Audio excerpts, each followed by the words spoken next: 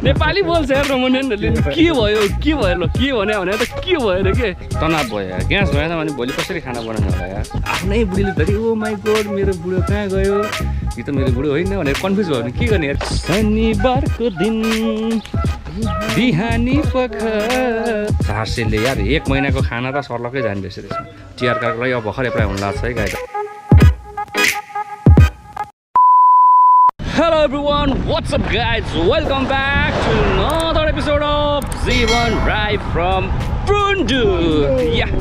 finally guys, next vlog लिएर म उपस्थित भइसकेको छु यहाँहरुको जीवन राई है अनि हजुरलाई चाहिँ एउटा गुड न्यूज दिँदै छु आज है आज चाहिँ हाम्रो बोसले हामीले बिहान भनेको थियो है हाम्रो एकजना यहाँ इन्द्र ब्रदरको भिजाको डेट सकिन लागिसकेको रहेछ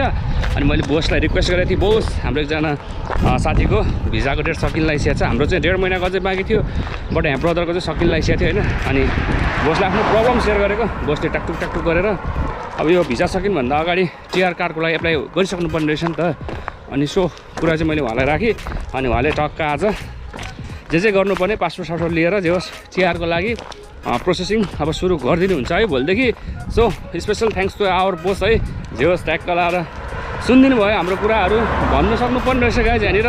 माग्न सक्नुपर्ने रहेछ भन्यो भने ट्याक्क जे पनि पाइने गाइज ट्याक्क लाएर है भनियो जे होस् आज अब टिआर कार्डको लागि एप्लाई भइसकेको छ अब इन्द्र भाइको चाहिँ भिजा सकिन लाग्थ्यो थियो जे होस् अब इन्द्र भाइ सँगसँगै हामीसँग आएको 14 जनाको एकैचोटि काम हुने भयो गाइज जसमध्ये हाम्रो भाइरल मामा यहाँ बिजी हुनुहुन्छ फेरि उहाँ चाहिँ अब यो फुलहरू देखेर होइन गाइज बाटोमा हेर्नु न फुल पनि गुलाबको फुल पनि कति कलरको के यो फुलहरू देखेर मामा पुरै मोबाइल हातमा जहिले पनि टिकटक बनाएको बनाए यार अथवा पनि हाम्रो मामा पनि यार इन्टरनेसनल मामा हो नि त अनि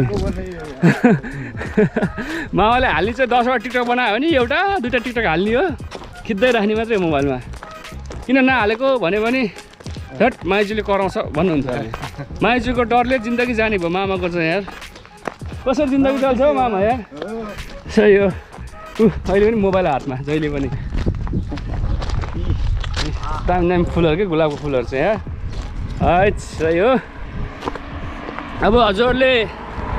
तोरीबारी मकैबारी गहुँबारी त हेरिहाल्नुभयो अब के बारी देखाउने हो अहिले चाहिँ तत्कालको लागि फुलबारी छ हाम्रो यहाँ है अनि हाम्रो चाहिँ अर्को एउटा प्रब्लम समस्या आएको छ गाइज योभन्दा अगाडि चाहिँ अब इलेक्ट्रिक चुलोबाट खाना बनाउनु पर्छ भनेर मैले इलेक्ट्रिक चुलो लिएको बट आज के भयो गयो गाइज इलेक्ट्रिक सर्ट भयो फ्ल्याट त ग्यास के अरे सरी इलेक्ट्रिक चुलो त गयो पड्किरह्यो भने भात तरकारी पाक्दै गयो भने ड्यामेज भयो अनि त्यही भएर चाहिँ अनि एउटा सिलिन्डर कतै यस्तो व्यवस्था हुन्छ है भनेर हामी चाहिँ यसो मागाजिनतिर सरी पसलतिर जाँदैछौँ है मागाजिन भन्न आउँछ अब त यहाँको रोमानियन ल्याङ्ग्वेजमा पसललाई त्यही मागाजिन भन्ने भएको भएर मागाजिन हाम्रो पनि चल्दैछ गाइज है अब सिलिन्डर के कस्तो पर्छ हेरौँ धेरै नै महँगो पर्ने एक्सपेन्सिभ छ भन्छ होइन भोलि बोसलाई रिक्वेस्ट गरौँला अब धेरै अलिक ठिकै रेटमा सस्तै पाइन्छ भने त हामी नै किनेर ल्याउँला भन्ने प्लानिङले हामी हिँडेका छौँ है अब जे होस् हाम्रो फेरि मागाजिनबाट त्यो सिलिन्डर ल्याइसकेपछि पनि ग्यास भर्नको लागि 100 ल्याइ लाग्छ है अब 100 ल्याइ भनेको त एक्सपेन्सिभै हो हुनु चाहिँ होइन बट 1 मन्थको लागि ओके हुन्छ भने त 100 ल्याइ फरक परेन बट अब सिलिन्डरको चाहिँ कति पर्ने हो आई डोन्ट नो हेरौँ टक्क सिलिन्डरको खोजीमा आज हामी मागाजिन घुम्दैछौँ है प्रुन्डुमा गाइज र हामी अहिले छौँ प्रुन्डुको चोकमा नो नथिङ केही भएको छैन हाम्रो यहाँ रहेछ हेर कहाँबाट आएछ हेर केटाहरू ओ सन्तु प्राप्ते के भयो नेपाली बोल्छ यार रोमानियनहरूले के भयो ल के भन्यो भने त के भयो रे के टक्ने बिल्कुल यार खुसी लाग्छ क्या जे होस् रोमानियनहरूले नि ल्याङ्ग्वेज नेपाली ल्याङ्ग्वेज बोलिदिँदाखेरि खुसी लाग्छ नि त होइन गाइज यही हो हामीले खोजेको यहाँ सिलिन्डर यहीँ छ गाइज अब यो कति भन्ने हो थाहा छैन है गाइज अब बोसले दिएको त 2टा सिलिन्डर थियो 3टा चुलो थियो अब हाम्रो चाहिँ यहाँ इलेक्ट्रिक चुलो युज गरिरहेको थियो इलेक्ट्रिक चुलो आज ब्लास्ट भइसकेको अवस्था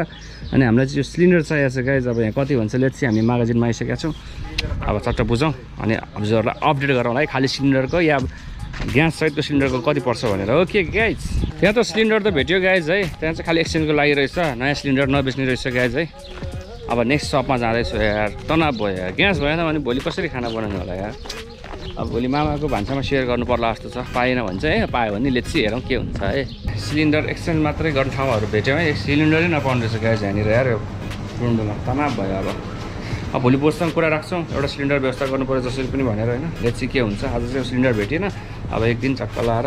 इच्छाको अब यसो साथीहरूको ग्यासहरूमा यसो म्यानेज गरौँला केही छैन। अनि यहाँबाट चाहिँ हामी अब चामल लैजाउँ सपिङ गर्न आइसकेको छौँ हामी सपमा। चामल त थियो अहिले 3-4 दिनमा पुग्ने बट यसो आएको बेलामा लगिहालौँ न किन खाली हात जाने होइन सपिङ गर्ने ठाउँ अलिक टाढा छ नि त त्यही भएर हो। यसो क्रिम लगाउनु मन लागेको थियो गाइज यार लास्ट चाहिँ कालो भएको छ घामले डढेर यार। अब कुन चाहिँ क्रिम राम्रो हुन्छ होला यार हजुरले यसो कमेन्ट गर्नु होला है।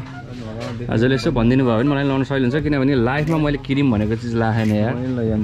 कुन चाहिँ क्रिम राम्रो होला यार यसो अलिकति गोरो देख्नु पऱ्यो कि गाइज यार। विदेश आएको होइन भोलिपछि कालो भएर नेपाल एयरपोर्टमा झर्ने बनाउँदा आफ्नै बुढीले चिनेन भने के भन्छ तनाव हुँदैन यार होइन। अरूले त चिनेन केही मतलब भएन होइन। आफ्नै बुढीले धरि ओ माई गॉड मेरो बुढो कहाँ गयो यो त मेरो बुढो होइन भनेर कन्फ्युज भयो भने के गर्ने यार। विदेश आएपछि मान्छे त गोरो भएर जान्छ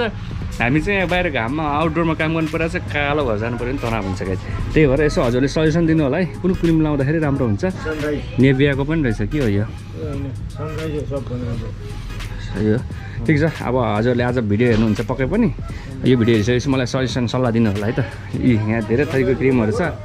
यसो अलिकति सनबाट पनि बस्नु पऱ्यो अनि यसो गोरो पनि देख्नु पऱ्यो गाइज। भ्लग बनाउँदाखेरि कमसेकम टलक्क टल्कोस् न यार जीवन राईको फेस यार। शनिबारको दिन बिहानी पख देखेँ मैले एउटी सुन्दरीलाई है। सुन्दरी धेरै हेर्नुहुन्न है मामा माइजूले फेरि तनाव दिला नि तपाईँलाई। जाउँ चामल लैजाउँ अब नेक्स्ट सपमा आइसकेको छु। अब हेरौँ त्यहाँनिर चामलै पाएन हामीले खाने अब यहाँ खोजौँ छ भने छ छैन भने अझै छ 3-4 दिन पुग्ने चामल ढुक्क ढुक्क। हामीले खाने चामल यहाँ छ है ल हामीले खाने चाहिँ छैन क्या आज नि फेरि खोइ त्यो होइन ए मुनि यो राम्रो छैन मामा त्यो त हाम्रै छ यो पनि काम छैन यही एउटै हो। उयो चाहिँ हो काम लाग्ने बरु हो यो चाहिँ ठिक छ बरु यो चाहिँ निकालौँ पहिला खाने यो हो क्या हामीले यो जति यो चाहिँ लैजाउँ त्यसो भए है। यो सेम हो है गाइस यो चाहिँ अलिकति डार्क हरियोमा आएछ नि त अनि यो अलि एलेलो टाइपको जस्तो देखिन्छ हल्का। यो चाहिँ टेस्टी छ यो चाहिँ छक्रक्क हेट के आयो जस्तो। ए मामा यार मामाले खालि महँगो चामल किनेर के हामीलाई डुबाउनु खोज्यो हो के भित्र छ त अझै छैन भयो अहिले यति भइस पुग्छ हामीलाई त्यसो छड लाने भने मैले माछाहरू लैजाउँ यसलाई। लेट्स यही थियो आजको अपडेट। अब चामल पनि लिइहालौँ अब ग्यास चाहिँ भनेको पाइएन यार तनाव भयो। अब भोलि बोससँग चाहिँ कुरा राख्छु सिलिन्डर उपलब्ध गराइदियो भने हामीलाई ढुक्क हुन्छ नि त गाइज यार। अब सिलिन्डर चाहिँ हतपत नपाउने रहेछ पायो भने अब कति पाउँछ भने त्यही हाम्रो एकजना यहीँको लोकललाई सोधेको थिएँ 400 ल्याइ पर्छ अरे गाइज यार खाली सिलिन्डरको मात्र यार तनाव भयो नि त अनि 400 यार 1 महिनाको खाना त सर्लक्कै जाने रहेछ त्यसमा। सो भोलि बोससँग एकचोटि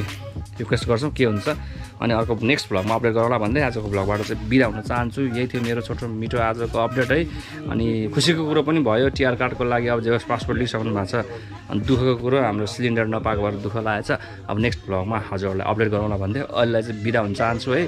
अब आएको हामी कति भयो लगभग 2.5 महिना भइसकेको छ ढक्क लाएर